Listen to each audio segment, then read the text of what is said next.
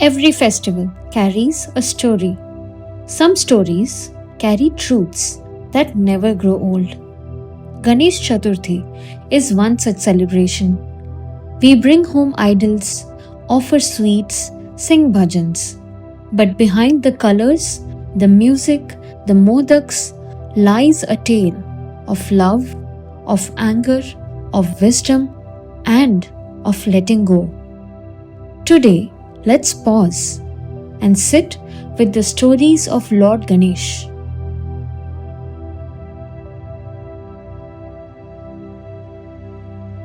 Long ago on Mount Kailash, Goddess Parvati longed for a child who would always stay by her side.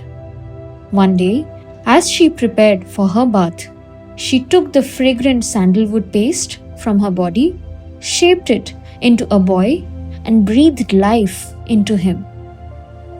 Parvati gave him one simple instruction: guard this door.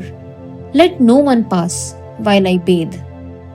Moments later, Lord Shiva, Parvati's husband, returned. To his surprise, a young boy stood at the entrance. Calmly, Shiva said, "Let me pass. I am Parvati's husband." But Ganesh, loyal to his mother, blocked the path. None may enter without her permission.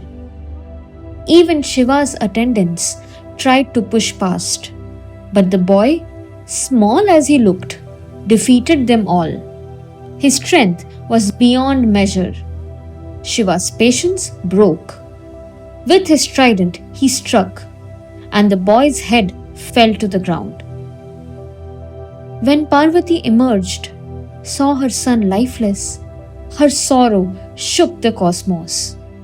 In grief, in fury, she declared, "If my child is not restored, I will destroy creation itself." The gods panicked. To console her, Shiva commanded, "Bring me the head of the first living being you find facing north."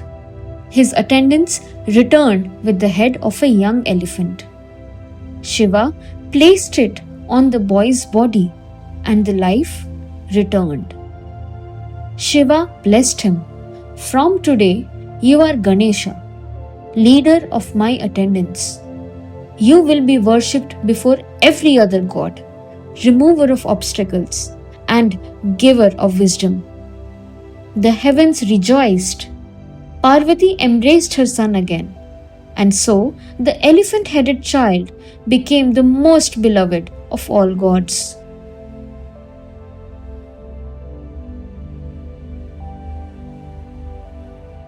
One day, sage Vyas was ready to dictate the Mahabharata, the longest epic ever told.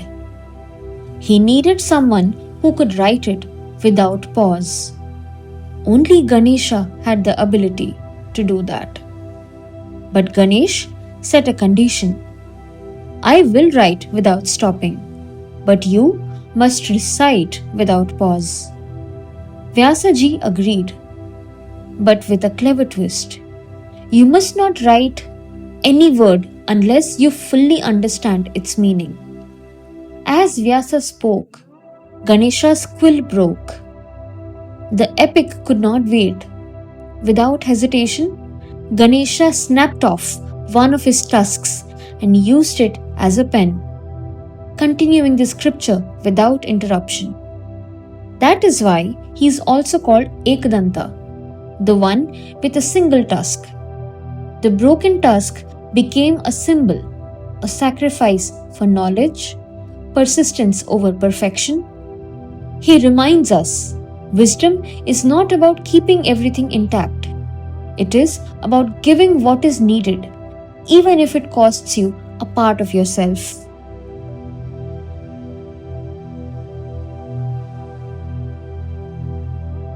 Another story tells of Ganesh and his brother Kartikeya. The gods placed a challenge: circle the world 3 times. Whoever finishes first will be rewarded. Kartikeya mounted his peacock and sped across mountains and oceans. But Ganesh looked at his parents, Shiva and Parvati. He calmly walked around them 3 times and folded his hands. When asked, he replied, "For me, my parents are my world. To circle them is to circle everything that exists." Shiva and Parvati smiled, blessing him with wisdom beyond ages. Ganesha teaches us that true intelligence is not always in speed or distance, but in seeing what truly matters. So, what do these stories mean for us today? From his birth story, we learn that devotion and duty may bring conflict, but wisdom comes when ego dissolves. Even destruction can lead to rebirth. From his broken tusk, we see that no sacrifice is too big for knowledge.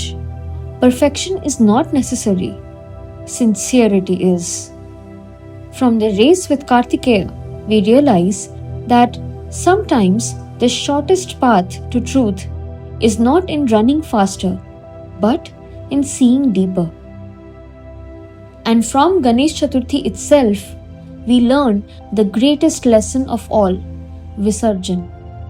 The idol we worship with love is finally immersed into water. Clay returns to clay, form returns to formlessness. It whispers to us, everything you love, everything you hold on to, one day you must let go. But letting go does not mean losing. It means carrying the essence, not the form. Wisdom, not the object. The spirit, not the shell. As you celebrate Ganesh Chaturthi this year, as you sing, as you share sweets, as you watch the idol dissolve into the waters, remember the stories and maybe pause for a moment and ask yourself, what obstacles do I need to remove? What wisdom do I need to honor? And what is it that I must finally let go? Because Lord Ganesha is not just a god carved in clay. He is a mirror of the truths we keep forgetting. Ganpati Bappa Moria!